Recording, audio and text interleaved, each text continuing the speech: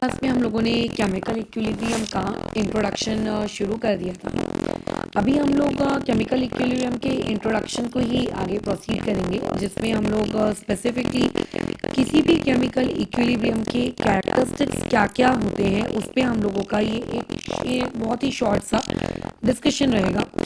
अब देखो, इसमें बहुत सारी चीज़ें ऐसी भी हैं जो आप लोगों को आगे जाके देखने को मिलेंगी। जब आप 12th स्टैंडर्ड में केमिकल काइनेटिक्स पढ़ोगे तब आप उससे डील करोगे, जब आप थर्मोडायनेमिक्स पढ़ोगे तब आपको वो चीज़ें पता चलेंगी। तो फिलहाल हम लोग इस चीज़ को थोड़ा सा प्रिसाइज रखेंगे और जितना 11th वालों को पता होना चाहिए उतना रखेंगे।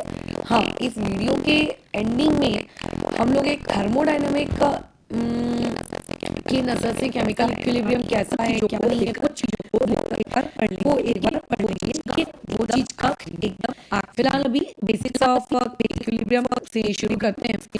देखो, सबसे पहला जो वर्ड है लोगों का मिसकंसेप्शन। अगर मान लेते हैं कोई रिएक्शन ऐसी लिखी हुई है, आपका A+B is giving you a C, ठीक है। ऑब्वियसली इक्विलिब्रियम का साइन इस प्रकार से रहेगा बीच में, क्योंकि रिएक्शन इक्विलिब्रियम में फॉरवर्ड डायरेक्शन में भी जाती है और बैकवर्ड डायरेक्शन में भी आती है, ठीक है। अच्छा, अब इसमें अपन पहले बी को हटा दो। A is getting converting into B, sorry C. अब मान लेते हैं जब ये रिएक्शन स्टार्ट हुई थी तो इनिशियली हम लोगों ने जो ए के मोल्स लिए थे मैंने 10। तो ऑब्वियस है कि उस वक्त जब रिएक्शन जस्ट शुरू हुई है तो उस वक्त सी की तो कोई क्वांटिटी है नहीं, कि प्रोडक्ट की तो कोई क्वांटिटी है ही नहीं, तो सी के मोल्स तो डेफिनेटली जीरो ही रहेंगे। बट अब रिएक्शन कैसी हो गई, थोड़ी सी आगे चली गई। मान लेते हैं हम किसी एक पर्टिकुलर टाइम इंटरवल पर है टी। उस पर्टिकुलर टाइम इंटरवल टी पर आपका जो ए है, ए के मोल्स कितने हो जाएंगे, ए के मोल्स मान लेते हैं हो गए 2, और मान लेते हैं सी के मोल्स बनकर तैयार हो गए 8। अब इस चीज को अभी इक्विलिब्रियम कहते हैं या नहीं कहते हैं, या किसे इक्विलिब्रियम कहते हैं, उस पर बातचीत नहीं हो रही है। जो लोगों को मिसकंसेप्शन लग रहा है बात उस पर हो रही है। At the same time T ऐसा भी तो हो सकता है इसके 3 मोल्स हो, इसके 7 मोल्स हो, ऐसा भी हो सकता है इसके 6 मोल्स हो, इसके 4 मोल्स हो। बट एक चीज जो कभी नहीं हो सकती इक्विलिब्रियम पर, मतलब वो ये कि आपके ए के मोल 0 हो गए और सी के मोल्स आप लोगों के लेट से हो गए 10। ये जो 2 केसेस हैं कि यहाँ पर आप लोगों का, ये वैसे मैंने लास्ट क्लास में भी डिस्कस किया था, अभी भी मैं इसको डिस्कस कर लेती हूँ ताकि तुम्हें पता होना चाहिए कि अगर आप इक्विलिब्रियम की बातचीत कर रहे हो तो equilibrium at the very starting of the reaction exist नहीं करती और at the end of the reaction वो भी एग्जिस्ट नहीं करती, ठीक है। जो इक्विलिब्रियम है at the start of the reaction exist नहीं करती और at the end of the reaction exist नहीं करती, क्योंकि इक्विलिब्रियम होने के लिए आप लोगों के पास रिएक्टेंट और प्रोडक्ट दोनों होना ज़रूरी है, ठीक है, दोनों होना ज़रूरी है, याद रखना। So they are not the cases of equilibrium, not counted for equilibrium, ठीक है। ये लोग क्या है, आप लोगों के इक्विलिब्रियम के लिए काउंट होने वाले एलिजिबल कैंडिडेट्स नहीं है। तो इनमें जो बच गए ये 2, 8, 3, 7, 6, 4 कुछ भी हो सकता है, वैल्यू पॉइंट में भी हो सकती है, कोई भी नेचुरल नंबर, कोई भी whole number. So I am just क्या कहते हैं, कंफर्म नहीं हूँ कि इसी चीज़ को हम इक्विलिब्रियम कहेंगे। बट फिलहाल जो मैंने 2 रेड मार्क किए उन 2 को तो इक्विलिब्रियम नहीं कहते। तो पहली बात याद रखना, if you are talking about equilibrium then there must be some amount of reactant as well as there must be some amount of product, ठीक है। तो एक चीज़ जो बहुत ही ज़्यादा हम लोग श्योर हैं at equilibrium there the reactant, they वैसे रिएक्टेंट को मैं ऐसा स्क्वायर ब्रैकेट बनाती हूँ और अंदर आर लिख देती हूँ, जिसका मतलब है कंसंट्रेशन। उस स्क्वायर ब्रैकेट का मतलब है concentration. Then the concentration of reactant and concentration of product can never be zero. अगर वो ज़ीरो हो गई तो वो चीज़ इक्विलिब्रियम ही नहीं है, क्योंकि रिएक्शंस कभी भी कंप्लीट ही नहीं होती if you are talking about equilibrium, ठीक है। क्योंकि equilibrium is a part, is like because equilibrium is a part of what, equilibrium is a part of reversible reaction and reversible reactions never go to completion, बराबर। चलो अब आगे जाते हैं हम लोग। आगे जो नेक्स्ट पॉइंट है उस पर कंटिन्यू करते हैं। नेक्स्ट पॉइंट ये है कि बहुत सारे महान लोगों को लगता है इक्विलिब्रियम का मतलब होता है बैलेंसिंग। ठीक है, दे डू थिंक कि equilibrium, the word equilibrium and the word balance both are the same thing. यानी कि उन्हें ऐसा लगता है कि अगर एक पर्टिकुलर टाइम पर जो आप लोगों का, ठीक है, क्या कहते हैं, व्हाट वी से रिएक्टेंट है, अगर उसके स्टार्टिंग में मोल्स आपने 10 लिए थे, ठीक है, अगर आपने उसके स्टार्टिंग में मोल्स 10 लिए थे तो इक्विलिब्रियम पे रिएक्टेंट के मोल्स 5 हो गए होंगे और प्रोडक्ट के मोल्स भी 5 हुए हो गए। ऐसा उन्हें लगता है, कई लोगों को लगता है कि ये वाली जो चीज़ है ये सेम है। तो पहली बात तो ये मिसकंसेप्शन हटा लो, equilibrium and balance both are the different thing. आप अगर ऐसा नहीं कह सकते कि हमेशा इक्विलिब्रियम पर आपका रिएक्टेंट और प्रोडक्ट की कंसंट्रेशन, मोल्स या फिर कोई दूसरी मेजरेबल प्रॉपर्टीज आप लोगों की क्या रहेंगी, इक्वल आ जाएंगी रिएक्टेंट साइड में और प्रोडक्ट साइड में। ये जो पर्टिकुलर केस है इसको ऊपर वाले 2 केसेस की तरीके से हम कंप्लीटली रिजेक्ट भी नहीं कर सकते कि या नॉट पॉसिबल। ये ऐसा नहीं है, ये ऑलवेज नॉट पॉसिबल। ठीक है, हमेशा आप बोलोगे ना, हमेशा, जैसे हमेशा जो सूरज है वो ईस्ट से ही उगेगा, हमेशा डूबेगा वेस्ट में ही, तो ये एक फैक्ट है। तो वैसे ही ऊपर में जो आपने बोला कि 0 10 और 10 0 वाले कॉम्बिनेशन को हमने रिजेक्ट किया, ठीक है, बराबर, हमने जो रिजेक्ट किया वो एक फैक्ट है, क्योंकि रिएक्टेंट और प्रोडक्ट में से किसी एक की भी कंसंट्रेशन अगर 0 हो जाती है, बराबर, तो वो वाली चीज़ आपकी इक्विलिब्रियम कभी नहीं हो सकती। बट अगर कोई कहता है कि रिएक्टेंट और प्रोडक्ट को मैं 5-5 लिखूंगा, उसको मैं बैलेंस रखूंगा, तो उस चीज़ को क्या मैं इक्विलिब्रियम कह सकता हूँ? तो देखो, वो ऑलवेज नॉट पॉसिबल। ठीक है, ऑलवेज ये वाली चीज़ इक्वल आए ऐसा ज़रूरी नहीं है। बट हाँ, हो सकता है कि कभी कभी आपके साथ ऐसी सिचुएशन आपको देखने को मिल जाए जब आप लोगों के रिएक्टेंट के कंसंट्रेशन या कोई रिएक्टेंट की मेजरेबल प्रॉपर्टी और प्रोडक्ट की मेजरेबल प्रॉपर्टी, ये दोनों आप लोगों की क्या आ रही है, सेम आ रही है। तो इस केस को कंप्लीटली ऐसा कह देना कि बराबर, क्या कहते हैं, यही कह देना कि रिजेक्ट कर देना कि नहीं ये वाली चीज़ कंप्लीटली ही गलत है, तो ये गलत होगा। बराबर, 5-5 मतलब इक्वल केस हो पाना पॉसिबल होता है, बिल्कुल पॉसिबल होता है, ठीक है, एकदम पॉसिबल होता है। लेकिन हमेशा उस पर अड़े रहना कि नहीं इक्विलिब्रियम का तो मतलब होगा जब रिएक्टेंट और प्रोडक्ट इक्वल हो जाएंगे, ये गलत है। ऐसा कहीं नहीं कहा जाता है आप लोगों को कि रिएक्टेंट और प्रोडक्ट की कंसंट्रेशन या कोई दूसरी मेजरेबल प्रॉपर्टी हमेशा इक्वल आनी चाहिए तभी आप उसको इक्विलिब्रियम कहोगे। इक्विलिब्रियम में जो भी मेजरेबल प्रॉपर्टी है, जैसे पार्शियल प्रेशर के टर्म्स में निकाला जाता है, जैसे कंसंट्रेशन के टर्म्स में निकाला जाता है, तो ये मेजरेबल प्रॉपर्टीज आपकी हमेशा रिएक्टेंट और प्रोडक्ट की इक्वल आएंगी ऐसा नहीं है, हमेशा इक्वल आएंगी ऐसा नहीं है। ये मेजरेबल प्रॉपर्टीज क्या आनी चाहिए, कांस्टेंट आनी चाहिए। क्या आनी चाहिए, मेजरेबल प्रॉपर्टीज कांस्टेंट आनी चाहिए। तो अभी इस इक्विलिब्रियम के इस पर्टिकुलर प्रवचन से हम लोगों को ये समझ में आया कि any type of measurable property, ठीक है, आप किसी भी प्रकार की कोई भी मेजरेबल प्रॉपर्टी जो आप ले रहे हो, अब मेजरेबल प्रॉपर्टी आप कौन कौन सी ले सकते हो? तो देखो, इस चैप्टर में ज़्यादातर हम जिस मेजरेबल प्रॉपर्टी की बात कर रहे हैं वो रहेगी कंसंट्रेशन। ठीक है, हम लोग आगे कंसंट्रेशन में डील करेंगे, हम आगे पार्शियल प्रेशर्स में डील करेंगे। तो मैं यहाँ पे प्रेशर लिख देती हूँ। तो एक्सेट्रा टाइप कलर्स में तो वैसे डील करना नहीं है, बट कलर भी एक होता है मेजरेबल प्रॉपर्टी, है ना। तो ऐसी मेजरेबल प्रॉपर्टीज़ का इक्वल आना हमेशा ज़रूरी नहीं होता। ज़रूरी क्या होता है, any type of measurable property should remain constant at equilibrium. ठीक है, should remains constant at equilibrium. ठीक है, अगर आप इक्विलिब्रियम की बात कर रहे हो तो ये मेजरेबल प्रॉपर्टीज़ आपकी कैसी आनी चाहिए, कांस्टेंट आनी चाहिए। किसी भी मेजरेबल प्रॉपर्टी के इसमें कोई चेंज नहीं आना चाहिए।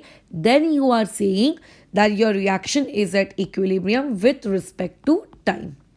बराबर, ठीक है, विथ रिस्पेक्ट टू टाइम। अब ये जो मैंने एक पर्टिकुलर स्टेटमेंट कही, इस पर्टिकुलर स्टेटमेंट से देखो टोटल 3 केस अराइज हो सकते हैं। टोटल कितने केसेस अराइज हो सकते हैं, 3 या 4। सो एक एक केस को हम लोग पहले डिस्कस करते हैं और डिस्कस करते हुए आगे चलते हैं।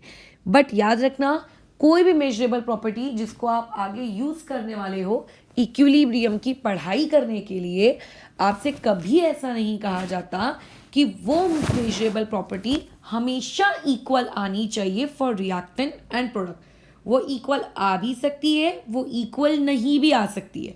अगर इक्वल आ गई तो अच्छी बात है, बट अगर इक्वल नहीं आई तो ये कह के उसको आप रिजेक्ट नहीं करोगे कि देखो तुम इक्विलिब्रियम पे नहीं हो, क्योंकि तुम्हारे मेजरेबल प्रॉपर्टीज रिएक्टेंट और प्रोडक्ट के लिए क्या है, सेम नहीं है। ठीक है, तो अब देखिए क्या क्या केसेस बन सकते हैं इन मेजरेबल प्रॉपर्टीज के लिए। तो फिलहाल मैं मानकर चल रही हूँ कि मेरी मेजरेबल प्रॉपर्टी कंसंट्रेशन है। कल को किसी दूसरी चीज़ की मेजरेबल प्रॉपर्टी कलर हो सकती है, किसी तीसरी चीज़ की मेजरेबल प्रॉपर्टी प्रेशर हो सकती है, एनीथिंग। बट हम लोग जो ग्राफ्स हैं वो कंसंट्रेशन वर्सेस टाइम के लिए बना रहे हैं। और एक बात दिमाग में बहुत अच्छे से डालना कि कंसंट्रेशन या किसी भी दूसरी मेजरेबल प्रॉपर्टी का समय के साथ इक्वल रहना, मतलब इक्वल रहना मतलब किसका, रिएक्टेंट और प्रोडक्ट में इक्वल रहना ज़रूरी नहीं है, उसको कांस्टेंट रहना है। क्या रहना है, उसको कांस्टेंट रहना है अगर वो इक्विलिब्रियम पे है। कोई भी मेजरेबल प्रॉपर्टी अगर आपके हाथ में है तो उस मेजरेबल प्रॉपर्टी की वैल्यू इक्विलिब्रियम पे रिएक्टेंट और प्रोडक्ट के लिए इक्वल आ गए तो खुशकिस्मती, बट द नेसेसरी कंडीशन नहीं है वो। बट द नेसेसरी कंडीशन पे क्या है, नेसेसरी कंडीशन है it should comes out to be constant.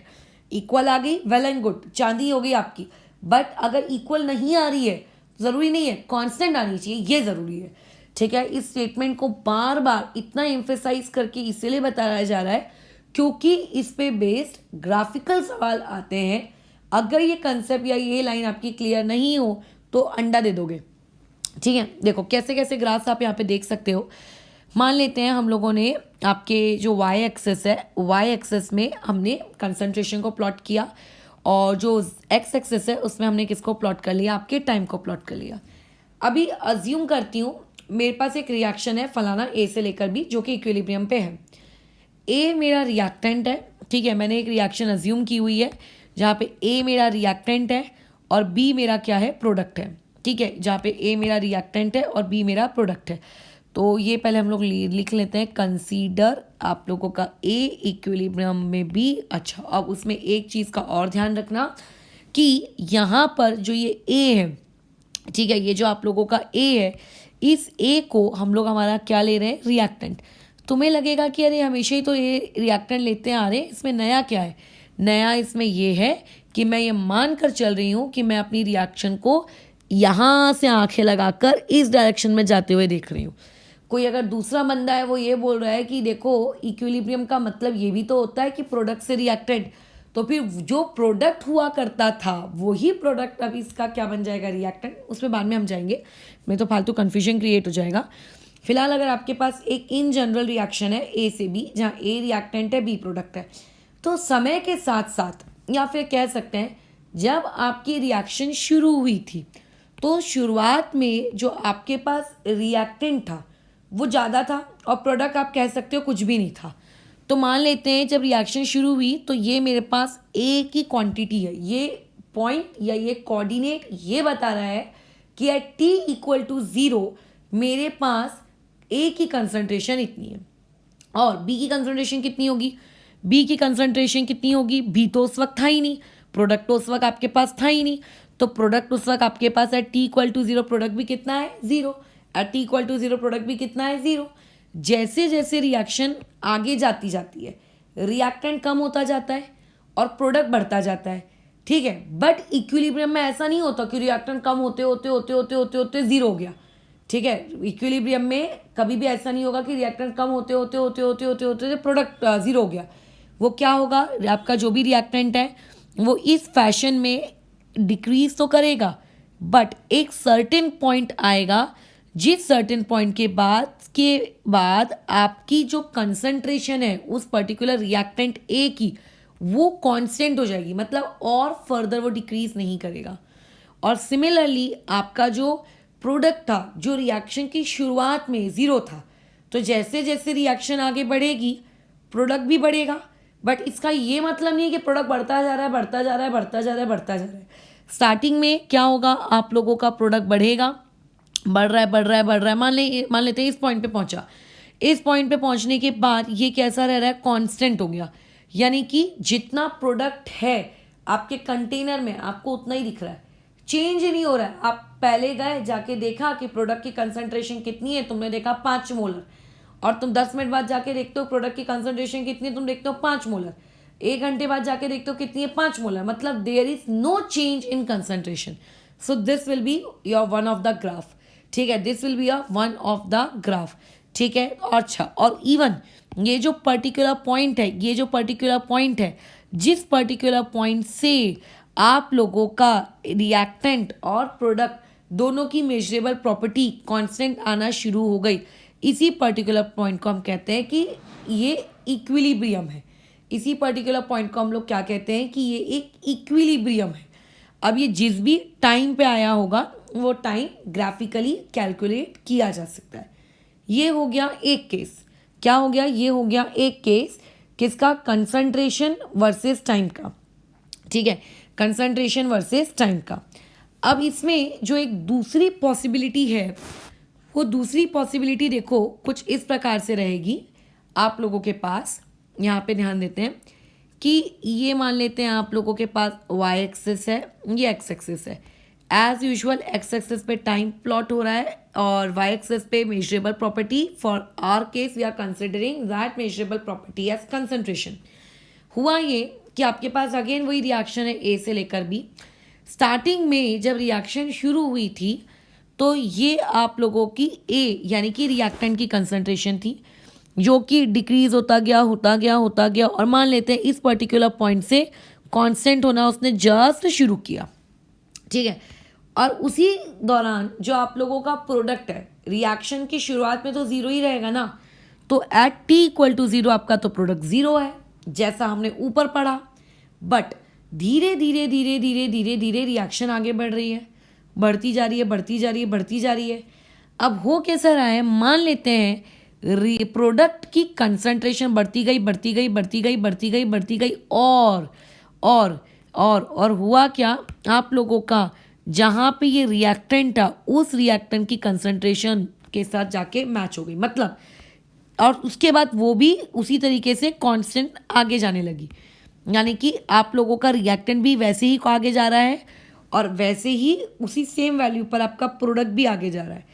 इस ग्राफ को देखकर आपको क्या समझता है, ये एक वो पॉइंट है जहाँ पे मैं कह सकती हूँ कि concentration of reactant equal to concentration of product बराबर। और उसके बाद आफ्टर दिस पॉइंट आप चेक करो ग्राफ में, और आप इस ग्राफ को चेक करने के बाद ये बताओ कि आप लोगों की, ठीक है, जो रिएक्टेंट है ब्राउन कलर की लाइन उस रेड पेन के बाद क्या उसमें आपको कोई वेरिएशन दिख रहा है, नहीं, वो तो एक सीधी लाइन हो गई ना। तो therefore the concentration of reactant equal to concentration of product, ये दोनों की दोनों आपस में क्या है, कांस्टेंट है, नो चेंज। तो हमको क्या चाहिए, कंसंट्रेशन वर्सेस टाइम, या किसी भी मेजरेबल प्रॉपर्टी का टाइम के साथ जब हम ग्राफ बनाते हैं और बात इक्विलिब्रियम की हो रही है तो हमें क्या चाहिए, हमें यही चाहिए कि आप लोगों की रिएक्शन इक्विलिब्रियम पॉइंट के बाद क्या हो जानी चाहिए, उसके मेजरेबल प्रॉपर्टीज का वेरिएशन कांस्टेंट आ जाना चाहिए।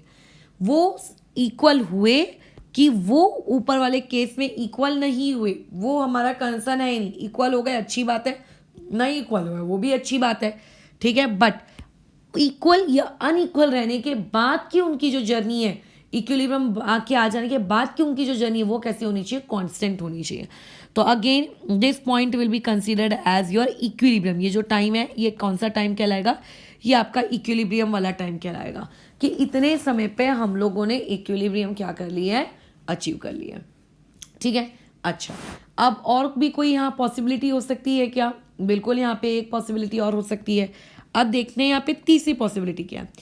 अगेन हमने दो चीज़ें प्लॉट की, आप लोगों के पास एक रहा रिएक्टेंट और एक रहा, सॉरी रिएक्टेंट कहाँ से लिख दिया मैंने, कंसंट्रेशन है, ठीक है। एक आपके पास कोई भी मेजरेबल प्रॉपर्टी लेट से कंसंट्रेशन है और यहाँ पे मान लेते हैं टाइम है।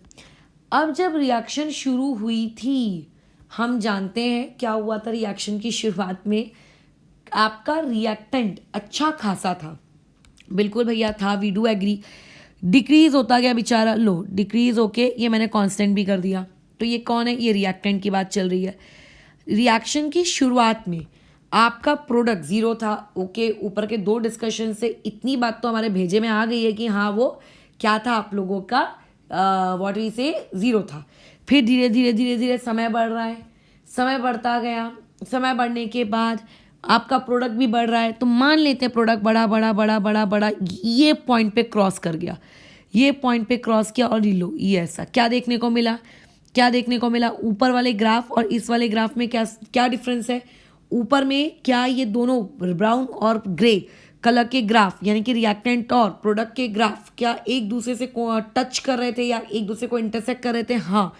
तो ये जो पॉइंट है, ये जो पॉइंट है ना, ये देखो, ये इस पॉइंट पे ये दोनों आपस में क्या होगा, इक्वल। ये दोनों आपस में लेट्स से इस पॉइंट पे क्या होगा, इक्वल, ठीक है।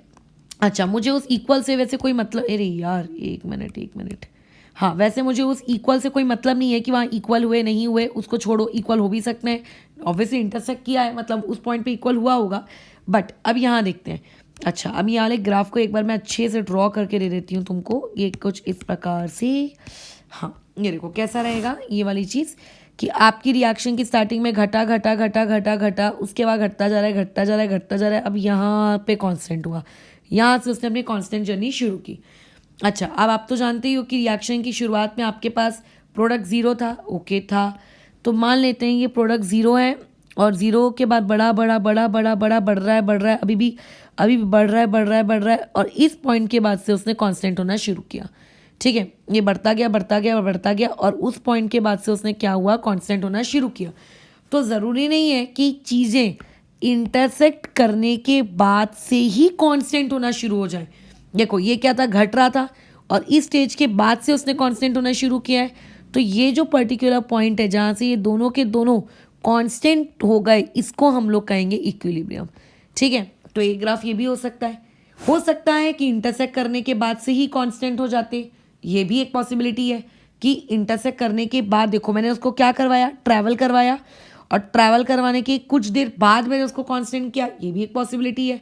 एक पॉसिबिलिटी आपकी ये भी हो सकती है कि मान लेते हैं ये दोनों के दोनों आप लोगों का जो ये रिएक्टेंट है ये इस तरीके से घटा और ये प्रोडक्ट आपका इस तरीके से, ये देखो ये ऐसे कांस्टेंट, ये इस तरीके से कांस्टेंट, लो यहीं से कांस्टेंट होना दोनों ने शुरू कर दिया। तो basically the thing that matters कि आपकी रिएक्टेंट और प्रोडक्ट दोनों की कंसंट्रेशन कांस्टेंट आनी चाहिए, ठीक है। याद रखना, दोनों की कंसंट्रेशन क्या आनी चाहिए, आपकी कांस्टेंट आनी चाहिए। किसके लिए, मेजरेबल प्रॉपर्टी के लिए। किसके लिए, मेजरेबल प्रॉपर्टी के लिए। अब देखें, ध्यान से सुने, अब लोग इसमें क्वेश्चन देखो कैसे ट्विस्ट करते हैं। क्वेश्चन को कुछ इस प्रकार से ट्विस्ट किया गया, फॉर एग्जाम्पल आप लोगों के पास N2O4 है, आपने उसको डिकम्पोज किया, वॉट एवर केमिकल इक्विलिब्रियम का साइन डाल देते हैं, 2 टाइम्स ऑफ NO2 बन गया। NO2 is a brown colour gas, okay. मैंने तुमसे कहा कि यहाँ पे आपको ग्राफ ड्रॉ करना है, ठीक है, हम लोग ड्रॉ कर लेते हैं। ड्रॉ ग्राफ ऑफ कंसंट्रेशन, ठीक है, concentration versus time for both backward and forward direction, ठीक है। अब तुम्हें यहाँ पे लगेगा अरे ये क्या है, बैकवर्ड एंड फॉरवर्ड डायरेक्शन दोनों के लिए आपको ग्राफ ड्रॉ करना है। तो उसमें मुझको नहीं पता कि आपके ऊपर के 3 केसेस में से मैं कौन सा ग्राफ नीचे ड्रॉ करूँ, ठीक है। तीनों ही ग्राफ पॉसिबल है। जब तक आपको डेटा ना पता हो आप कैसे कमेंट कर सकते हो कि ये वाला ग्राफ सही है, ये वाला ग्राफ गलत है। यू कैनॉट कमेंट ना। तीनों केसेस में से कोई भी केस पॉसिबल हो सकता है, ABC कुछ भी हो सकता है, वैल्यू इक्वल हो सकता है इक्वल होने के बाद फिर कांस्टेंट हुआ, हो सकता है इक्वल होते बराबर कांस्टेंट हुआ, हो सकता है इक्वल ही ना हुआ। Anything can be possible. मैं सिर्फ एक ग्राफ बना के दिखाऊंगी, बाकी आप खुद बना लीजिएगा उसका उल्टा।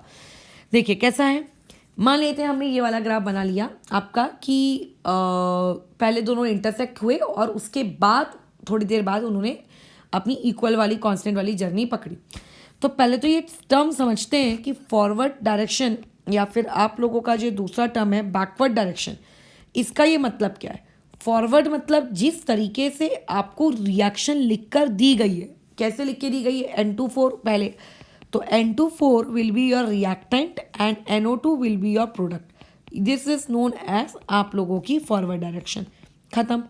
अब बैकवर्ड डायरेक्शन मतलब यानी कि जो NO2 पहले आपका प्रोडक्ट हुआ करता था, अभी वही NO2 आप लोगों का क्या बन चुका है, रिएक्टेंट। देखो मैंने एरो कैसा दिया है, ठीक है, ये देखो एरो मैं कैसा दे रही हूँ, और ये क्या बन गया है आप लोगों का प्रोडक्ट, बराबर। ये आप लोगों का क्या बन चुका है, प्रोडक्ट। समझ में आ रही बात? ओके।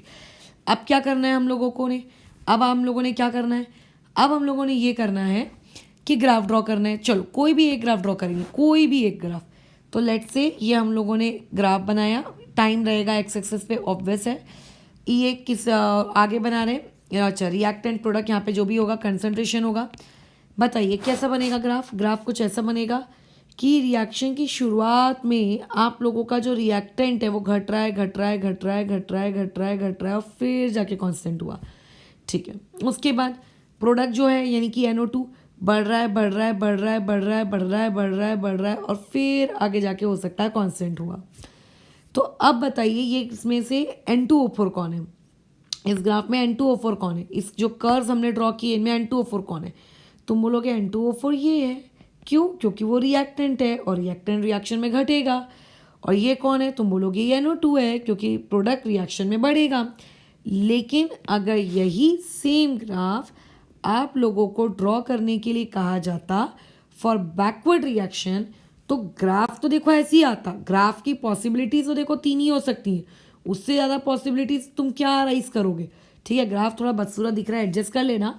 बट अभी यहाँ पे अंतर आ जाता, ये जो ऊपर वाला कर्व है, now this curve represent NO2 और now this curve represent N2O4, ठीक है। तो अगर कभी भी कोई एक रिएक्शन लिख के दी गई और उस रिएक्शन को रिस्पेक्ट में आपको बोला गया है कि इसका कौन सा ग्राफिकल रिप्रेजेंटेशन सही है, तो पहले तो क्वेश्चन में ये पढ़ना फॉरवर्ड के लिए पूछ रहा है कि बैकवर्ड के लिए। फॉरवर्ड के लिए तो जैसा अपन 10th में पढ़ते आ रहे हैं, लेफ्ट वाला रिएक्टेंट, राइट वाला प्रोडक्ट, बस धन्य है। और रिएक्टेंट हमेशा ऊपर रहेगा। क्यों ऊपर रहेगा, डाउट, क्योंकि जब रिएक्शन को आपने शुरू किया तो उस वक्त आपके पास रिएक्टेंट ही तो था, प्रोडक्ट तो उस वक्त था ही नहीं, बराबर है। समझ रहे हो, बस खत्म हो गई बात, एकदम समाप्त। So these were the 3 curves. अब इस पूरी प्रवचनबाजी से हमने 3 बार काम की बातें सीखी। पहली काम की बात, आपकी इक्विलिब्रियम पे कंसंट्रेशन का क्या हाल होता है, कंसंट्रेशन ऑफ रिएक्टेंट और कंसंट्रेशन ऑफ प्रोडक्ट का क्या हाल होता है, टीचर ने पूछा, आप जवाब देंगे इक्विलिब्रियम पे concentration of reactant and concentration of product आपकी कांस्टेंट हो जाती है। आपको वाइवा में दूसरा सवाल पूछा गया, क्यों इक्वल नहीं हो सकती क्या, तो तुम बोलोगे डेफिनेटली सर या फिर मैम इक्वल हो सकती है, बट हमेशा इक्वल रहे ये कोई नेसेसरी कंडीशन नहीं है। It can may be equal और it may not be equal. Point number 3 में आते हैं।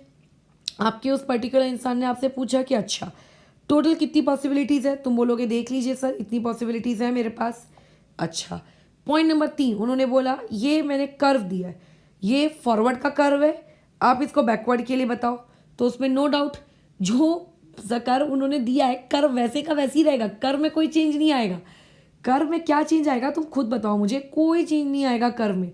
सिर्फ और सिर्फ चेंज क्या आएगा कि अब आप लोगों का जो प्रोडक्ट नीचे था वही अब आपका रिएक्टेंट बन चुका है, तो ऊपर जिसको आपने रिएक्टेंट का सिंबल दिया है उसको अब क्या बना देना, अपना प्रोडक्ट बना देना। बस खत्म हो गई कहानी यहीं पर, सिंपल सोबर प्यारा सा टॉपिक। सो ये कहानी थी कंसंट्रेशन की नज़र से, ठीक है। ये कहानी किसके नज़र से थी, कंसंट्रेशन की नज़र से थी ये कहानी। अब क्या इक्विलिब्रियम को कंसंट्रेशन के अलावा हम किसी और भाषा में डिफाइन कर सकते हैं क्या, बराबर। क्या कंसंट्रेशन के अलावा इक्विलिब्रियम को किसी और भाषा में डिस्क्राइब किया जा सकता है क्या, तो बिल्कुल डिस्क्राइब किया जा सकता है, बेशक डिस्क्राइब किया जा सकता है। इक्विलिब्रियम को डिस्क्राइब करने का जो दूसरा तरीका होता है वो दूसरा तरीका होता है रेट ऑफ रिएक्शन, बराबर। Rate of reaction, rate of reaction के बारे में ज़्यादा डिटेल में हम लोग पढ़ेंगे 12th स्टैंडर्ड के केमिकल काइनेटिक्स में, बट ये दूसरा तरीका होता है आप लोगों का रेट ऑफ रिएक्शन। जिस तरीके से मैंने इक्विलिब्रियम को डिफाइन किया इन टर्म्स ऑफ कंसंट्रेशन या और any type of measurable property, उसी तरीके से हम इक्विलिब्रियम को उसके रेट ऑफ रिएक्शन के रिस्पेक्ट में भी क्या कर सकते हैं, डिफाइन कर सकते हैं।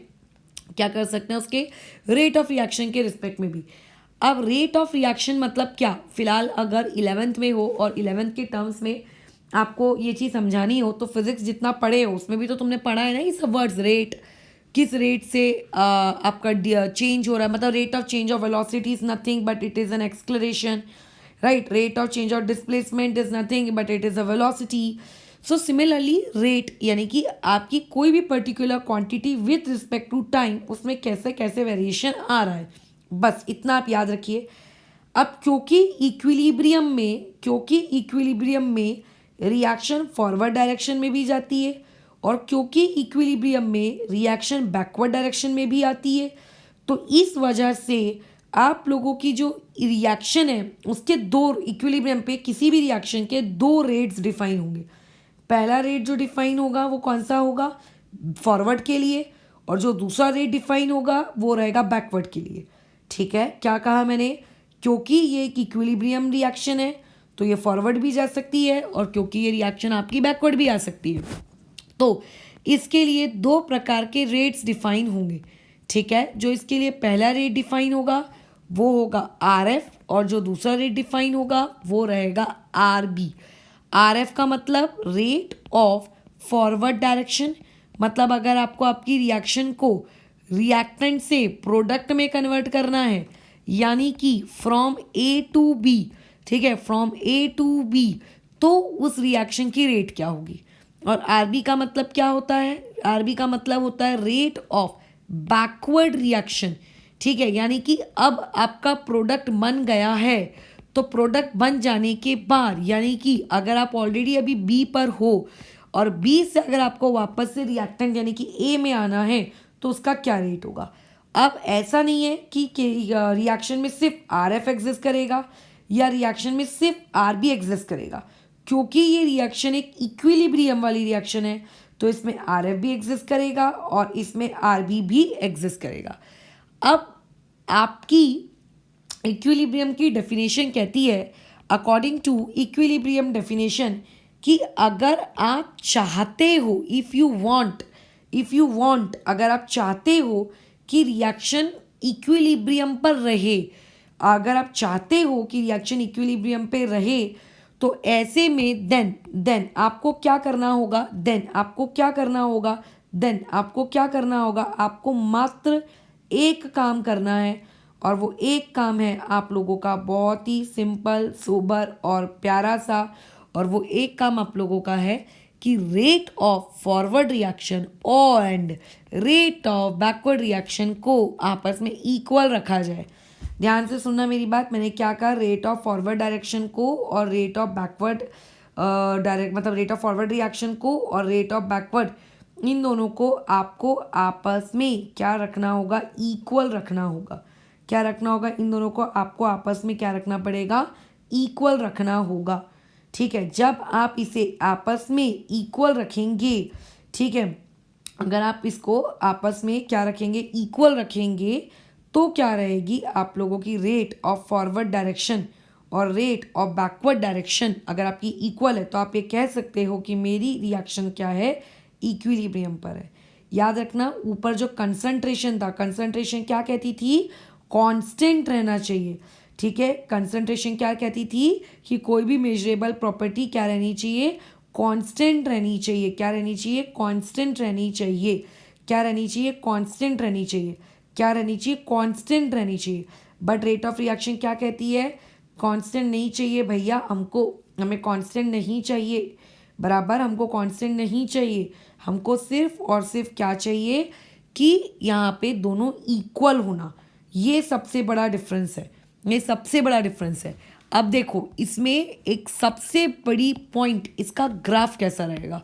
इसके ग्राफ को हमेशा, जैसे कि आप तो जानते हो कि फॉरवर्ड डायरेक्शन में जाओगे तो फॉरवर्ड डायरेक्शन में जाने से आप लोगों का जो प्रोडक्ट है धीरे धीरे क्या हो रहा है, बन रहा है और धीरे धीरे आप लोगों का जो रिएक्टेंट है वो रिएक्टेंट क्या हो रहा है, कम हो रहा है। अच्छा, अब प्रोडक्ट और रिएक्टेंट आप लोगों के इस तरीके से वेरी करने चाहिए कि प्रोडक्ट और रिएक्टेंट आप लोगों के इस तरीके से वेरी करने चाहिए कि आगे जाकर आप लोगों की जो भी रेट है फॉरवर्ड डायरेक्शन के लिए और जो भी रेट है आप लोगों की किसके लिए, बैकवर्ड डायरेक्शन के लिए, दोनों इक्वल आनी चाहिए। यानी कि ग्राफ कुछ इस प्रकार से होना चाहिए कि यदि मान लेते हैं ये हम लोगों की फॉरवर्ड डायरेक्शन जाने का रेट है, ठीक है। अच्छा, ये इसको हम लोग लिख देते हैं आर एफ। और अगर मैं ये कहती हूँ कि ये मेरी बैकवर्ड डायरेक्शन जाने का रेट है, तो ये दोनों रेट आपस में क्या होने चाहिए, इक्वल होने चाहिए, आर एफ और आर बी। तो यहाँ पे ये किसका ग्राफ है, टाइम का ग्राफ है। किसका ग्राफ है, आप लोगों के टाइम का ग्राफ है, ठीक है। ये आपका होना चाहिए, ये आपका होना चाहिए, ये बात याद रखना, ये कंपलसरी। अब यहाँ पे जो इनकरेक्ट है, अब वो इनकरेक्ट चीज़ देखो क्या है, वो इनकरेक्ट चीज़ आप देखो क्या है। इनकरेक्ट चीज़ है, कल को आपको ऐसा ही ग्राफ बनाकर दिया जाए जहाँ पे लिखा हो कि वाई एक्सेस पे रेट है और एक्स एक्सेस पे टाइम है, और ग्राफ आपको बनाकर दे दिया जाए ऐसा, यहाँ लिख दिया जाए आर एफ और यहाँ लिख दिया जाए आर बी।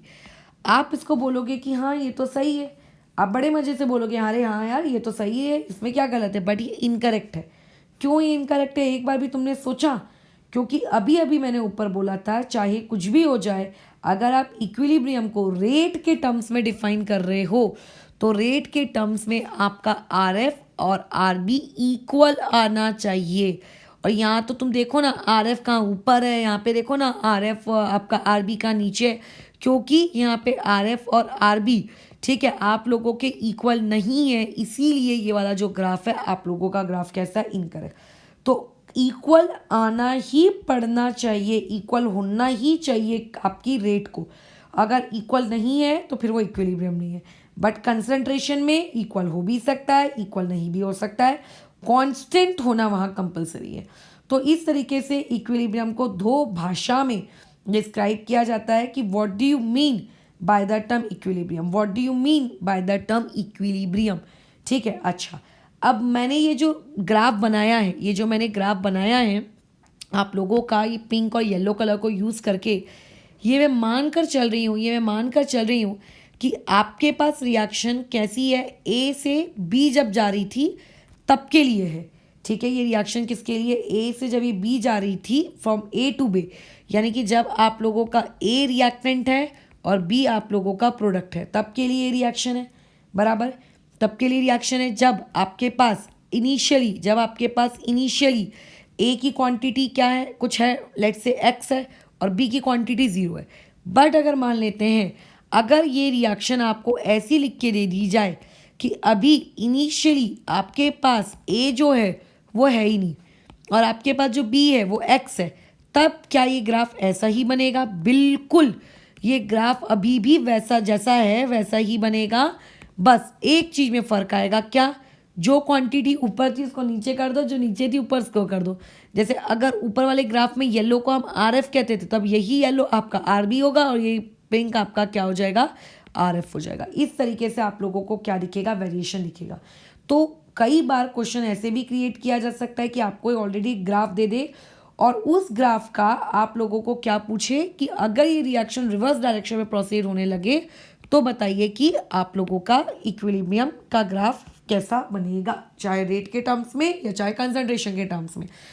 तो बेसिकली हमने क्या सीखा, हमने अभी की क्लास से ये सीखा कि यदि आप लोगों के पास इक्विलिब्रियम को डिफाइन करने को कहा जाए तो आप इक्विलिब्रियम को डिफाइन कैसे कहोगे, ठीक है। आप इक्विलिब्रियम को डिफाइन कैसे कहोगे?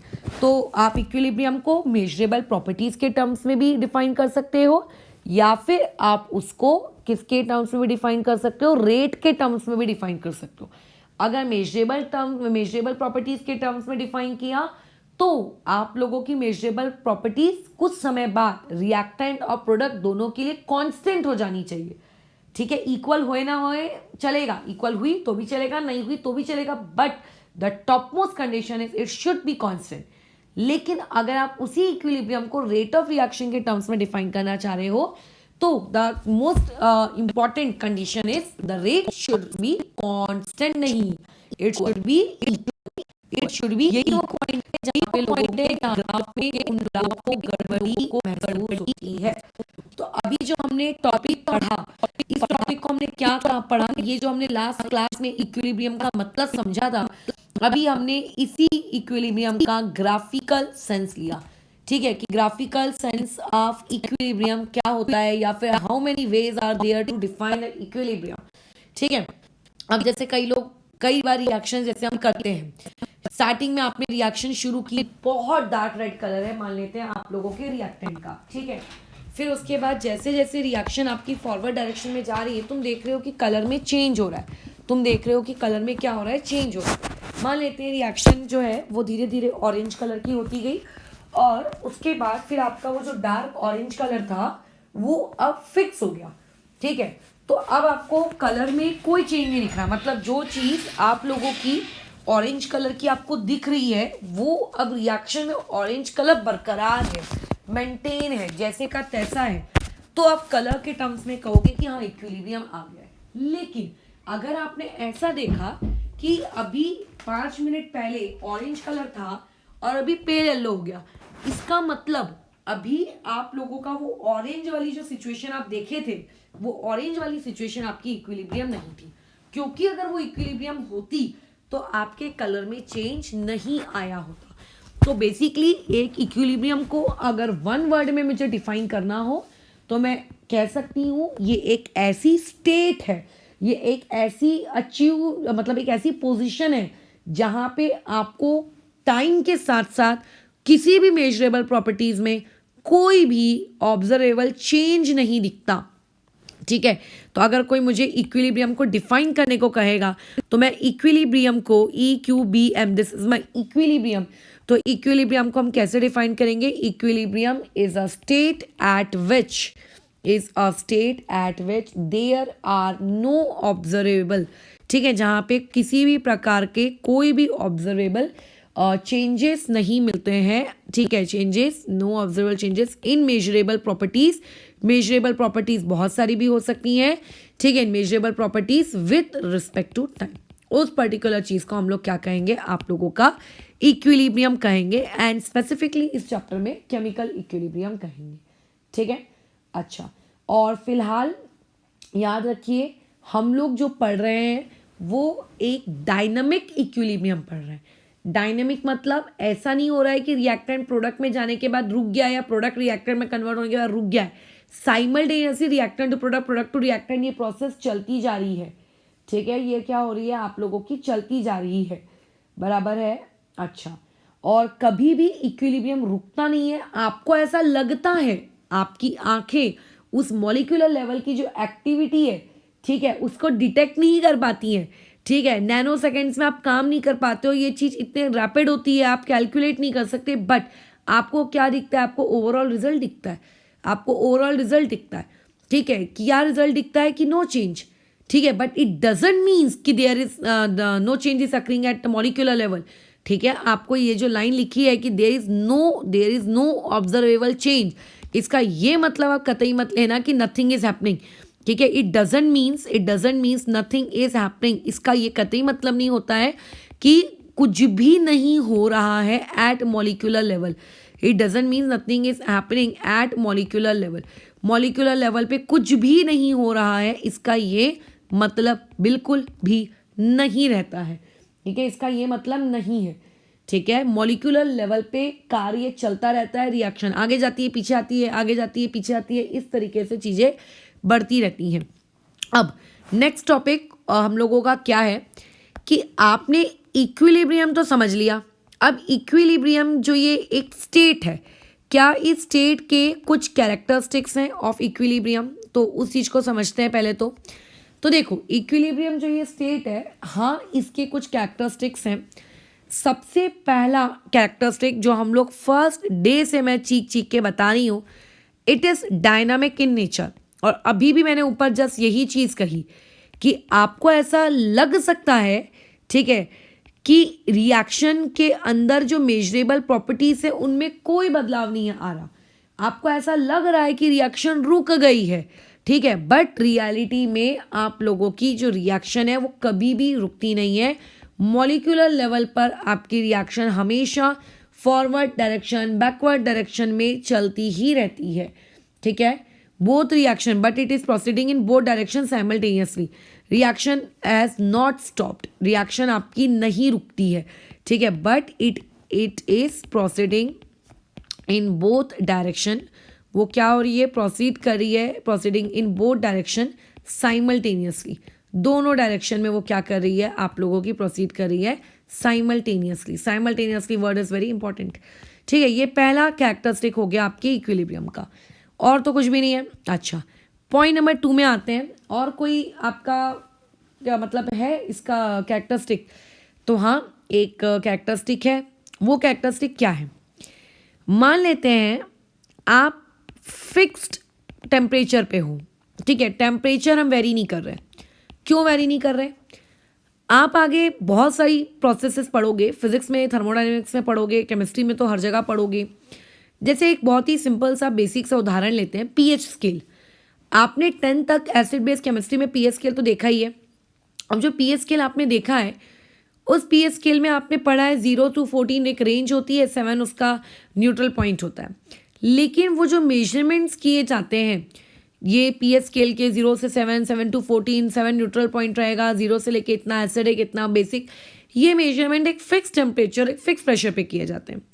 अगर आप टेम्परेचर में वेरिएशन करोगे, जैसे अभी मान लेते हैं तुम जिस कमरे में बैठे हो, उस कमरे का या फिर बाहर का जो माहौल है वो ठंडी है फिलहाल, तो ठंडी में अगर आपने टेम्परेचर जो है वो 25 या 20 डिग्री सेल्सियस से लेट से कम है, तो आपका जो पीएच स्केल है वो कोई 0 से लेके 0 से लेके 14 की रेंज का नहीं रहेगा, और न्यूट्रल पॉइंट फिर 7 का नहीं रहेगा, चेंज आएगा। कैसे चेंज आएगा वो हमारा नेक्स्ट चैप्टर है, आयोनिक इक्विलिब्रियम, बट चेंज आएगा। तो ऐसे में क्या हम लोग हर टेम्परेचर के लिए अलग अलग निकालते हैं क्या? बिल्कुल। जो लोग इस एक्यूरेसी लेवल पे काम करते हैं, अब जैसे मान लेते हैं तुमको किसी चीज़ का एनालिसिस करना है ना, तो आप उस एनालिसिस को कैसे करते हो? आपको पता लगाना है कि जो एक पर्टिकुलर जगह है, इस पर्टिकुलर जगह का टेम्परेचर इतना रहता है, तो इस टेम्परेचर के हिसाब से अभी वहाँ पे जो ये मिट्टी है वगैरह वगैरह, एनालिसिस या पानी है, उसका पीएच कितना है, तो आप एनालिसिस के लिए उस एक्यूरेसी को मेंटेन करते हो। लेकिन अब मान लेते हैं आपने कुछ ड्रिंक खरीदी पीने की, है ना, जो पीने की आपने ड्रिंक खरीदी, उसके पीछे लिख के आएगा पीएच बराबर इतना, या कुछ आपने कुछ ऐसा खाने का आइटम खरीदा जो सिट्रिक है या कुछ बेसिक है, या कुछ ऐसा केमिकल खरीदा जो बेसिक है, एसिडिक है, पीएच लिख के आता है। तो वो पीएच वो कैसे लिखते हैं? एक कंपनी वाला बोलेगा मेरे द्वारा ये लिखा हुआ पीएच 20 डिग्री पर मेजर किया है, एक दूसरा वाला कंपनी वाला बोलेगा मैंने तो 50 डिग्री पे मेजर किया है। तो यार ये मिसलीडिंग नहीं हो रहा है कि आपको समझ नहीं आएगा कि एसिड है कि बेसिक है, या एसिड है कि बेसिक है, समझ नहीं आ रहा है, क्योंकि अगर 25 से 20 डिग्री ले आओ ना, आपका न्यूट्रल पॉइंट 6.5 हो जाता है। बताओ, तो आपको समझ नहीं आएगा ना कि उसी न्यूट्रल है, एसिडिक है, बेसिक है। इसीलिए हम लोग ये डिसाइड करते हैं कि एक पर्टिकुलर टेम्परेचर को स्टैंडर्ड माना जाए, और कोई भी फूड इंडस्ट्री, कोई भी केमिकल इंडस्ट्री जो भी मतलब क्वांटिटी, मेजरेबल क्वांटिटी छापना चाहती है अपने लेबल पर, वो उसी फिक्स टेम्परेचर पे छापेगी जो पूरी दुनिया छाप रही है, ताकि जो कस्टमर खरीद रहा है, उस खरीदने वाले या फिर उसको यूज़ करने वाले इंसान को कन्फ्यूजन ना हो कि किस टेम्परेचर पे मेजर किया है। वहाँ पे कोई टेम्परेचर मेंशन नहीं होता है, बट यूज़ करने वालों को आइडिया होता है कि केमिकल लैब्स में यूज़ करें कि वो जो लिखा गया है, वो क्वांटिटी, जो वर्ड वहाँ लिखा गया है, वो वर्ड किस टेम्परेचर पे लिया गया होगा। तो फिक्स टेम्परेचर रखना बहुत ज़रूरी है, ठीक है। या फिर एक और एग्जांपल लेते हैं, सॉल्युबिलिटी। अगर आप टेम्परेचर फिक्स नहीं करोगे, गर्म करते जाओगे पानी और शक्कर घुलते जाओगे, तो शक्कर या फिर नमक घुलता जाएगा। किसी भी चीज़ की सॉल्युबिलिटी भी अगर आपको डिसाइड करनी है कि वो पर्टिकुलर सॉल्यूट उस सॉल्वेंट के अंदर सॉल्यूबल है कि नहीं, तो टेम्परेचर फिक्स करो, क्योंकि टेम्परेचर फिक्स नहीं करने से जो चीज़ सॉल्यूबल नहीं होनी थी, टेम्परेचर दोगे तो वो भी सॉल्यूबल हो जाएगी। तो ऐसी सॉल्युबिलिटी नाप के मतलब ही क्या है, जो तुमने उसको टेम्परेचर दे के सॉल्यूबल करवा दिया है ना। तो इसीलिए फिक्स टेम्परेचर की हम लोग बात करें, किसकी बात करें? फिक्स टेम्परेचर की। तो जब भी आप फिक्स टेम्परेचर की बात करें, तो फिक्स टेम्परेचर की बात करते वक्त इस बात का आप खास ख्याल रखें कि मान लीजिए एक फिक्स टेम्परेचर पे आप लोगों के पास at fix temperature you have a particular reaction, you have one equilibrium reaction. आपको कोई भी एक इक्विलिब्रियम रिएक्शन दी गई है, ठीक है, whose equilibrium is अचीव्ड, जिसका इक्विलिब्रियम क्या किया गया, अचीव कर लिया गया है एट अ रेशो ऑफ 1:3. ठीक है, at a ratio of 1:3. What do you mean by the term 1:3? 1:3 का मतलब ये है कि कंसंट्रेशन ऑफ रिएक्टेंट और कंसंट्रेशन ऑफ प्रोडक्ट जब 1:3 आएंगे तब आप लोगों की इक्विलिब्रियम अचीव की गई है. ठीक है, तब आपकी इक्विलिब्रियम अचीव की गई है when you have taken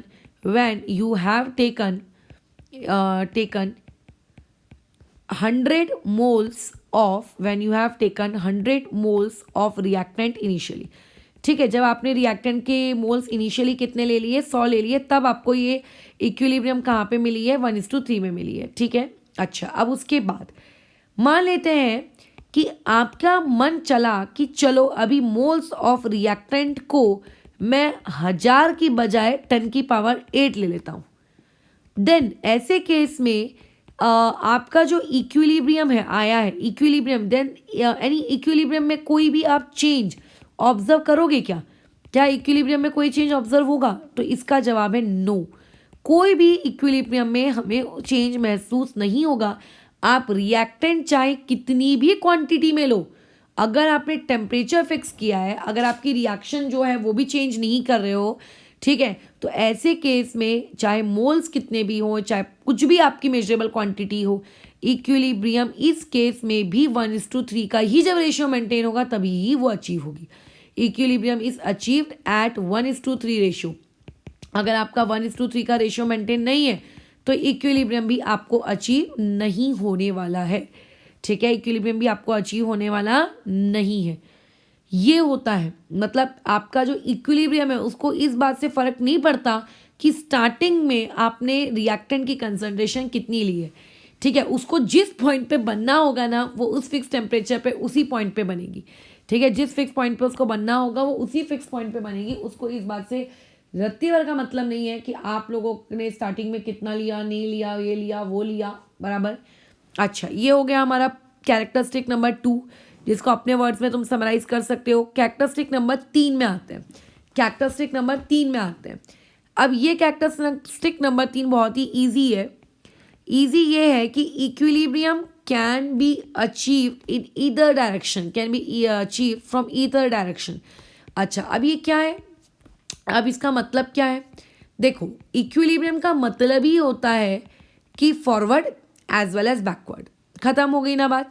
अब जैसे ए से आप बी गए फॉरवर्ड डायरेक्शन, बी से वापस ए आए दैट इज बैकवर्ड डायरेक्शन.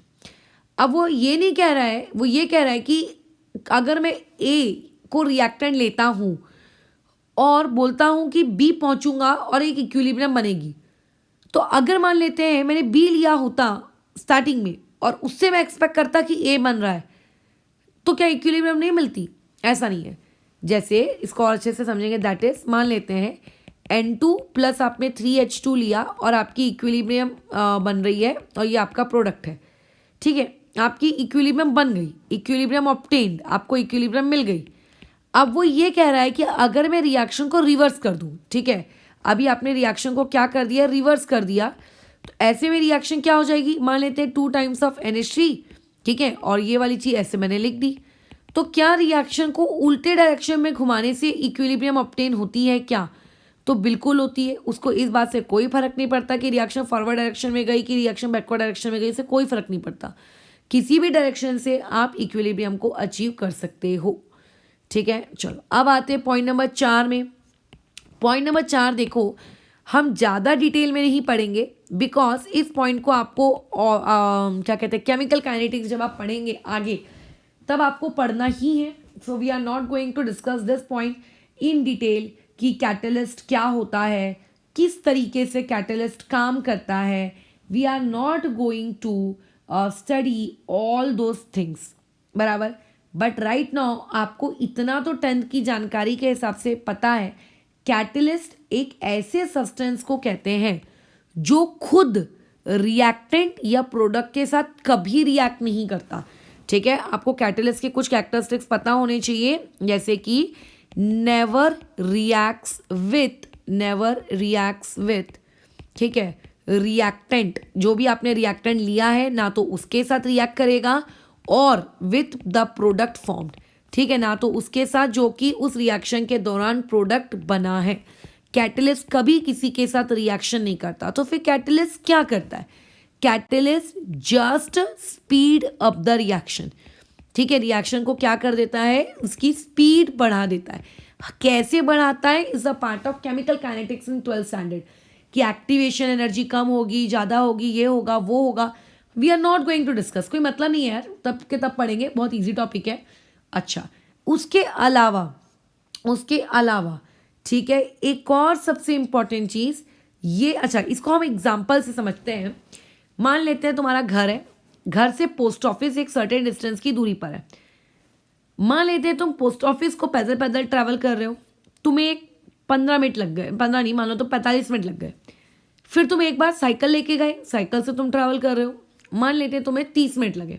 फिर तुम लूना लेके गए, लूना, आई होप से ये वर्ड तुमने सुना होगा, लूना लेके गए तो तुम्हें मान लेते हैं टाइम लगा 25 मिनट, है ना, या 20 मिनट पकड़ लो। फिर मान लेते तुम लेके गए बाइक, और मान लो पहुंच गए तुम लोग 10 की स्पीड में, 10 मिनट के अंदर। तो वो जो बाइक है, लूना है, साइकिल है, या फिर जो तुम्हारे पाँव हैं, वो क्या है? वो सिर्फ एक जरिया है तुम्हें उस डेस्टिनेशन से तक पहुंचाने के लिए, बराबर। जब तुम बाइक लेके गए, जब तुम्हें 10 मिनट लग रहा है, तो एक बात बताओ, क्या उस 10 मिनट जो टाइम आपको लगा, क्या वो इसीलिए कम लगा कि पोस्ट ऑफिस तुम्हारे घर के बाजू में आके शिफ्ट हो गया 10 मिनट डिस्टेंस की दूरी पर? नहीं, वो इसीलिए तुम्हें 10 मिनट लगा क्योंकि तुम्हारी रिएक्शन की जो स्पीड है वो बढ़ गई। तुमने अपनी गाड़ी की स्पीड बढ़ा ली ताकि तुम वहां पे कम समय में जल्दी पहुंच पाओ, बराबर। तो कैटलिस्ट भी यही करता है।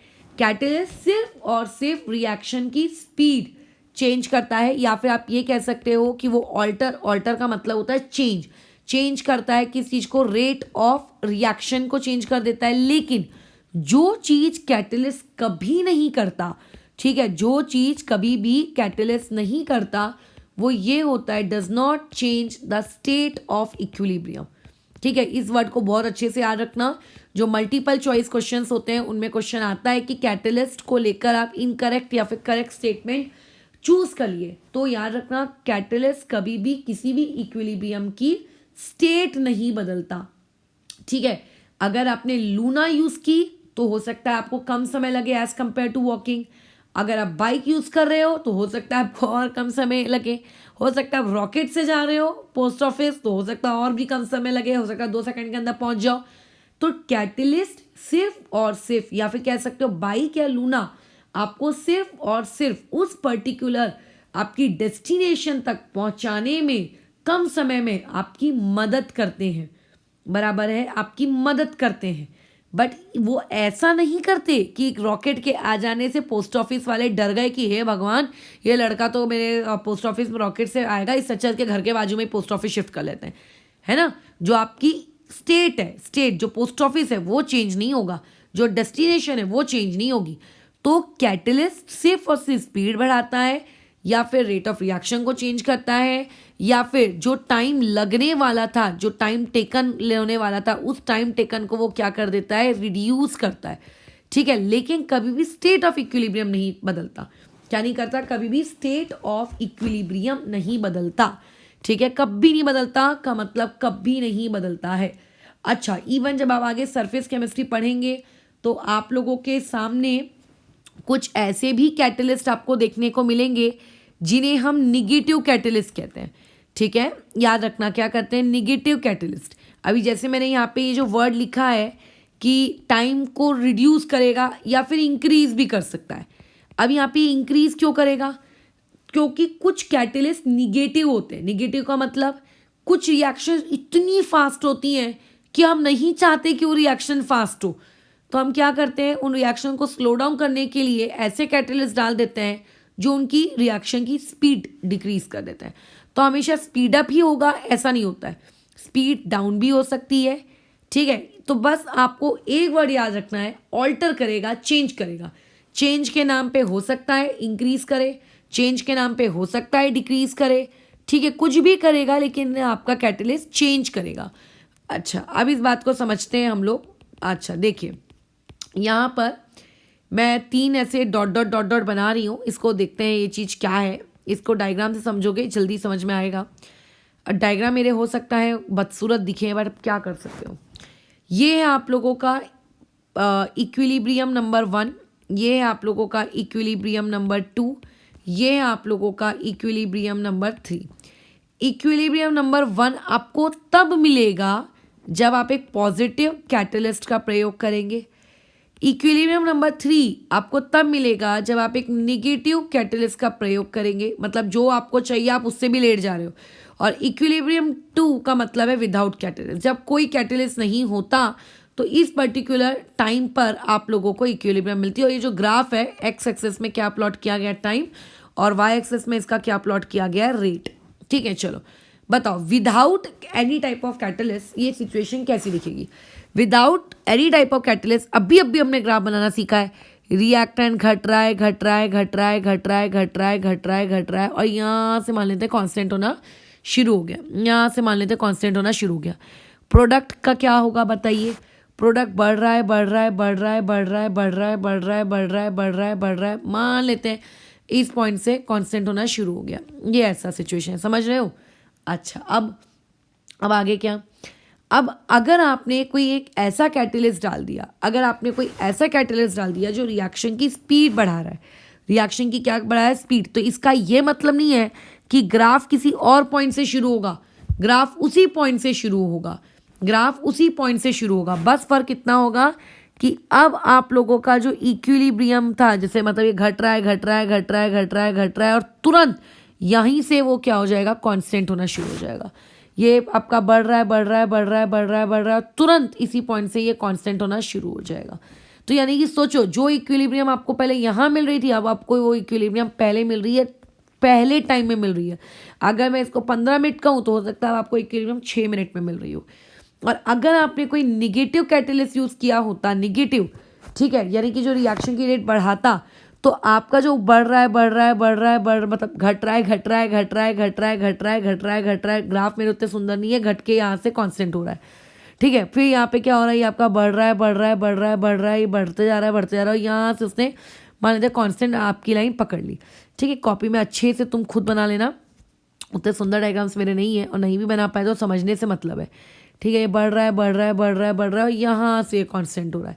तो ये अब उसने इक्विलिब्रियम को क्या कर दिया, और आगे शिफ्ट कर दिया, मतलब जितना आना चाहिए था उससे भी क्या हो गया है, ज़्यादा आ चुका है। मैंने यहाँ कैटलिस्ट लिखना था, मैंने इक्विलिब्रियम लिख दिया, उससे भी क्या हो गया है, ज़्यादा आ गया है।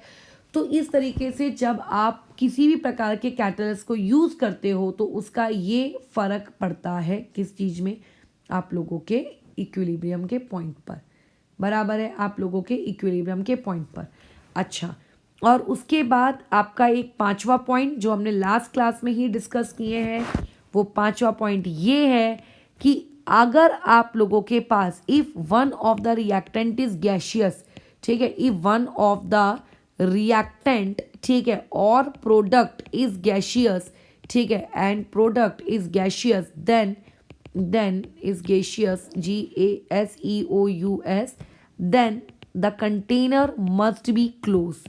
ठीक है, आपका जो कंटेनर है वो कंटेनर कैसा होना चाहिए, क्लोज, क्योंकि अगर आप कंटेनर क्लोज नहीं रखोगे तो आपका जो गैस है, जो गैसियस सब्सटेंस है, वो क्या हो जाएगा, उड़ जाएगा। अगर गैसियस सब्सटेंस उड़ गया तो इसका मतलब क्या है कि आप लोगों के पास रिएक्टेंट या तो ख़त्म हो गया या तो प्रोडक्ट ख़त्म हो गया। और अगर रिएक्टेंट और प्रोडक्ट में से कुछ भी खत्म हो जाएगा तो फिर वो रिएक्शन इक्विलिब्रियम पे कैसे रहेगी। So therefore for maintaining the reaction at equilibrium the container should be container should be closed. अब एक हम लोग नोट पॉइंट लिखते हैं, नोट लिखने के बाद आज के लेक्चर को हम समाप्त करेंगे। देखो, नोट का मतलब ये है, कल को मान लेते हैं कल को तुम क्वेश्चन सॉल्व कर रहे हो और तुम्हें कुछ ऐसा सिंबल दिखता है, ये ऐसा, ये छोटू और मान लेते हैं ये बड़ा, तो ऐसा मत समझ लेना कि अरे ये मिसप्रिंटिंग हो गई है, ठीक है, कि मिसप्रिंट हो गया है, ऐसा मत समझ लेना कि ये मिसप्रिंट हुआ है। टोटल 3 चीज़ें हो सकती हैं आपके ए और बी के बीच में। एक तो जो मैंने सेकंड नंबर पे बनाया है, या तो सिंबल वैसा रहेगा, ठीक है, या तो सिंबल वैसा रहेगा इक्वल वाला, या तो मान लेते हैं ये इस तरीके का रहेगा, ये ऐसा। तो इन सिंबल्स का अर्थ क्या है, इन सिंबल्स का अर्थ क्या है, इन सिंबल्स का अर्थ देखिए ये है कि ए से जब बी जा रहे हो तो डायरेक्शन देखो उसने छोटा दिखा है, बराबर। ए से जब आप बी जा रहे हो तो उसने डायरेक्शन कैसा दिखाया है, छोटा दिखाया है। अच्छा ठीक है, तो इसका मतलब ये है कि आपका जो ए है उस ए की कंसंट्रेशन क्या है, बहुत बहुत बहुत ज़्यादा है एज कंपेयर टू बी, बहुत ज़्यादा। ए की कंसंट्रेशन क्या है, ए आपकी ए की कंसंट्रेशन क्या है, बहुत बहुत बहुत बहुत ज़्यादा है। ठीक है, अच्छा, और इसका मतलब ये होता है जितना ज़्यादा आपका रिएक्टेंट रहेगा, रिएक्टेंट उतना ही ज़्यादा आपका प्रोडक्ट फॉर्मेशन को फेवर करेगा। तो यहाँ पे क्या होगा, आप लोगों का प्रोडक्ट फॉर्मेशन फेवरेबल है। अच्छा, अब आ जाते हैं बीच वाली सिचुएशन पे। तो बीच वाले में तो दोनों ही इक्वल है, यानी कि यहाँ पे कंसंट्रेशन ऑफ ए आपकी ऑलमोस्ट इक्वल होगी कंसंट्रेशन ऑफ बी के। ठीक है, अच्छा, तो ऐसे में क्या हो जाएगा, यहाँ पे आप लोगों का आगे और पीछे आने के उसके दोनों ही कैसे हैं, इक्वल चांसेस रहेंगे। पीछे और आगे आने के दोनों ही इक्वल चांसेस रहेंगे। अच्छा, यहाँ पे जो आपने ये ए को से बी जाते वक्त लंबी डंडी दे दी है, इसका मतलब ए की कंसंट्रेशन आपकी क्या है, कम है एज कंपेयर टू किसके, बी के। और प्रोडक्ट आपका ज़्यादा है, प्रोडक्ट ज़्यादा है तो वो डेफिनेटली कहाँ जाने की कोशिश करेगा, जहाँ कम क्वांटिटी है, कम किस तरफ, रिएक्टेंट की तरफ। तो यहाँ पे यानी कि कौन फेवरेबल है, आपका रिएक्टेंट का फॉर्मेशन यहाँ पे क्या है, फेवरेबल है। यहाँ पे रिएक्टेंट फॉर्मेशन आप लोगों का फेवरेबल है। तो कब क्या फेवरेबल होगा, आप डायरेक्शन से पता लगा सकते हो। ठीक है, आप डायरेक्शन से पता लगा सकते हो। और एक आखिरी जानकारी, जब आप लोगों का प्रोडक्ट फॉर्मेशन फेवरेबल होता है तो के इक्विवेलेंट या के कांस्टेंट आप कह दो बहुत ग्रेटर देन 1 से भी बड़ा होता है। ठीक है, जब आपका इस तरीके की सिचुएशन होती है तो आप लोगों का ये वाली चीज़ ऑलमोस्ट 1 होती है, और यहाँ पे ये वाली जो सिचुएशन है ये आपकी लेस देन 1 होती है। अब ये के इक्विवेलेंट क्या है ये हम लोग कल की क्लास में सीखेंगे, बट कल को तुम्हें क्वेश्चन आ सकता है, कोई न्यूमेरिकल दिया है और न्यूमेरिकल में तुमसे पूछा जाए कि फॉरवर्ड रिएक्शन यहाँ ज़्यादा फेवरेबल है कि बैकवर्ड रिएक्शन यहाँ पे ज़्यादा फेवरेबल है, तो उस वक्त आप जवाब कैसे दोगे, आप उसका के निकालोगे, के बेसिस पे आप उसका डिसाइड करोगे। या फिर अगर आपको ए और बी दोनों की कंसंट्रेशन पेपर में दी हुई एक छोटे से एमसीक्यू में पूछा जाए रिएक्शन फॉरवर्ड में जाना पसंद करेगी कि बैकवर्ड में, तो इस डेटा के हिसाब से भी आप डिसाइड करोगे। ये तो नियम है यार, जहाँ पे ज़्यादा होता है वहाँ से चीज़ें कम की तरफ जाना पसंद करती हैं। ठीक है, जहाँ पे ज़्यादा होता है वहाँ से चीज़ें कहाँ की तरफ जाना पसंद करती हैं, कम की तरफ जाना पसंद करती हैं। सो देयरफॉर फर्स्ट केस में ए की कंसंट्रेशन क्योंकि ज़्यादा है और बी की कम है तो चीज़ें ए से बी जाना पसंद करेंगी। अब ए तो रिएक्टेंट है, तो ए से बी जाना इज नोन एज आप लोगों का क्या कहते हैं, इज नोन एज आप लोगों का प्रोडक्ट फॉर्मेशन। ठीक है, इसे हम लोग क्या कहते हैं, आप लोगों का प्रोडक्ट फॉर्मेशन, बराबर। So this was the basic idea about, ठीक है, बेसिक आइडिया अबाउट किसके बारे में, केमिकल इक्विलिब्रियम। कल जो टॉपिक हम लोग सीखेंगे वो रहेगा लॉ ऑफ मास एक्शन, बराबर है। कल जो हम लोग सीखेंगे वो है लॉ ऑफ मास एक्शन। अच्छा, अभी लास्ट क्लास में ना कुछ क्वेश्चन शेयर किए थे, उनको हम लोग डिस्कस कर लेते हैं। कहाँ शेयर किए थे वैसे मुझे दिख तो नहीं रहे वो, ये तो ब्रह्मा वाला है। क्या है ये,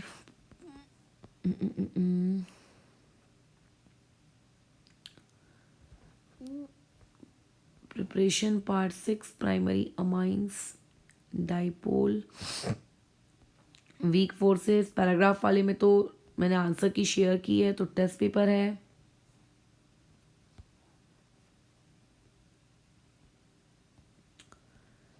इसमें भी नहीं है यार, ये तो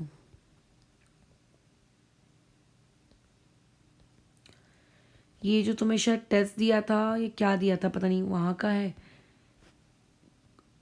केमिकल इक्विलिब्रियम 1 में दिया था क्या,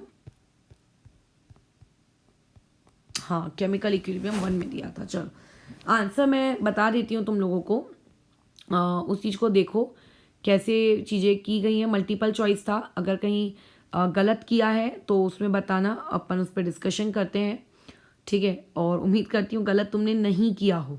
ठीक है, चीज़ें सही की हो वो ज़्यादा बेटर। 10 ही सवाल दिए थे, छोटे सी थे, कोई ऐसा कठिन नहीं दिया था। चलिए तो मैं आंसर बता देती हूँ, उसमें तुम्हें जहाँ जहाँ डाउट्स होगा तुम मुझे बता देना, मैं पूरा डिस्कशन नहीं करती बैठूंगी, एक एक ऑप्शन को करूँगी तो 10 घंटे लग जाएंगे। तो यहाँ पे आएगा BCD। ठीक है, ये इसका आंसर है, मेरे पास आंसर की ऑलरेडी मैंने निकाली हुई है। अरे यार 2 मिनट, हाँ और सेकंड वाले में आ जाएगा आपका ए और सी। ये तो नोट्स का सवाल है, ये तो मैंने नोट्स में इसको वर्सेस इसको, क्या नाम था, एन मिथाइल ऐसी असिलाइल अमाइन, ये तो नोट्स का सवाल है, अगर ये नहीं बना तो शर्म करो। अच्छा 3 में ए बी सी, ये ए बी सी। अब इसमें तुम्हें डाउट आएगा कि ये क्या है, तो देखो यार ये पी के वैल्यू का आप याद रखो ना, अपन नेक्स्ट टाइम आयोनिक इक्विलिब्रियम में पढ़ेंगे, ठीक है। अच्छा तो इसको अभी अगर डाउट है तो मैं कल ये वाली चीज़ थोड़ी सी समझा दूंगी कि इस चीज़ को कैसे उन्होंने किया है, अगर किसी को डाउट हो तो, अगर नहीं है तो अच्छी बात है। और बी और डी यहाँ पे इसका आंसर आएगा। फिफ्थ वाले का आंसर है ए एंड सी।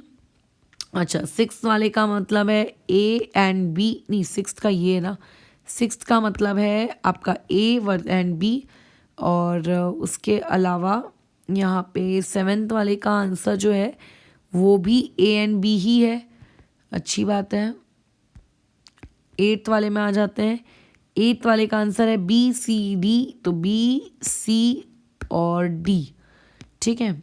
और नाइन्थ वाला जो है उसका आंसर आ जाएगा ए बी सी डी, चारों ही ऑप्शंस उसमें सही है, ऐसा भी हो सकता है। और टेंथ वाले का आंसर है बी डी, ठीक है। नॉन पोलर है यार, ये तो वैसे भी आना चाहिए, ठीक है, इसमें तो कुछ भी नहीं है, डाउट पूछना भी मत टेंथ, डाउट टेंथ में पूछने से पहले शर्म के हमारे डूब मरना सभी के सभी। तो ये इसके आंसर की है, तो लग जाना, देख लेना कहाँ पे क्या गड़बड़ हुई है, क्या सही है क्या गलत है, फिर रेस्ट अगर कोई डाउट होगा तो बताना, नहीं होगा तो अच्छी बात है, ठीक है। फिर इस चीज़ को ओवर करते हैं, कल हम लोग नेक्स्ट टॉपिक शुरू करेंगे जहाँ पे आपको के इक्विलिब्रियम कांस्टेंट कैसे लिखा जाता है ये सिखाया जाएगा, लॉ ऑफ मास एक्शन क्या होता है ये सिखाया जाएगा, ठीक है। उससे पहले आपको ये पता होना चाहिए एक्टिव मास क्या होता है, ये सारी चीज़ें, ठीक है। और फिर नेक्स्ट क्लास से हम लोग जो कितने टाइप के इक्विलिब्रियम कांस्टेंट आपको इस चैप्टर में पढ़ने हैं, 5 प्रकार के या 4 प्रकार के 3 प्रकार के, उसका इंट्रोडक्शन मिल जाएगा, ठीक है।